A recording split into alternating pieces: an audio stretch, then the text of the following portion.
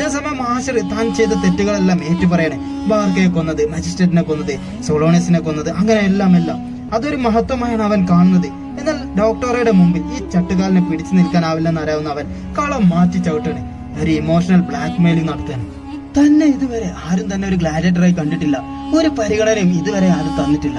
ഏതൊരു ഗ്ലാഡിയേറ്ററേയും പോലെ അരീനയിൽ മരിച്ചു വീഴാനാണ് ഞാനും ആഗ്രഹിക്കുന്നത്. എന്നാൽ അത് നടക്കുമെന്ന് തോന്നില്ല. അതുകൊണ്ട് അരീനയിൽ നടക്കുന്ന ഒരു ദയാവധമെങ്കിലും തനിക്ക് നൽകണമെന്ന് അവൻ കരഞ്ഞുകൊണ്ട് അപേക്ഷിക്കണേ. അവന്റെ ഈ കുതന്ത്രം പക്ഷെ ഡോക്ടറൊക്കെ തിരിച്ചറിയാനാകാതെ പോയി. ആശറിനെ ഒരിക്കലും അണ്ടർ എസ്റ്റിമേറ്റ് ചെയ്തതെന്ന് അവൻ വീണ്ടും വീണ്ടും തെളിയിക്കണേ. ദയാവധം നടപ്പാക്കാൻ തയ്യാറായി നിൽക്കുന്ന ഡോക്ടറെ തിരിച്ചാക്രമിച്ചുകൊണ്ട് അവൻ അവിടെ നിന്ന് രക്ഷപ്പെടണേ. അദ്ദേഹം അലറി വിളിച്ചുകൊണ്ട് അവന്റെ പിറകെ പോയെങ്കിലും അവനെ കണ്ടെത്താനായില്ല. മായാവിയോ അവൻ, പെട്ടെന്ന് മറഞ്ഞു പോകാൻ. എന്നാൽ അവൻ എങ്ങോട്ടും പോയിട്ടുണ്ടായിരുന്നില്ല കേട്ടോ. അവിടെ തന്നെ ഉണ്ടായിരുന്നു.